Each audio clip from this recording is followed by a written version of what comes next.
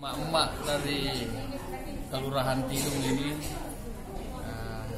secara bersama-sama spontan hadir di tempat saya dan menyatakan memberikan dukungan kepada caleg Partai Perindo tingkat DPD Kota Makassar di nomor urut 1 kepada saya.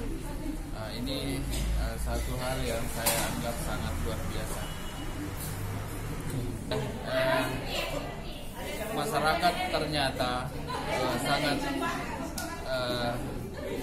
peka dengan pemberitaan-pemberitaan terhadap Partai Perindo selama ini, baik yang dilakukan oleh Partai Perindo tingkat kota maupun berita-berita yang ditayangkan oleh Partai Perindo di tingkat pusat.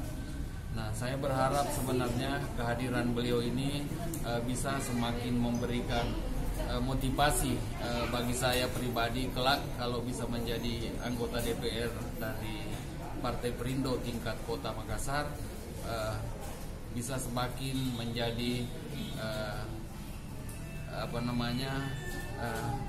aspirasi mereka, aspirasi masyarakat itu betul-betul kita bisa perjuangkan supaya tingkat kehidupan baik sosial dan ekonominya bisa kita tingkatkan.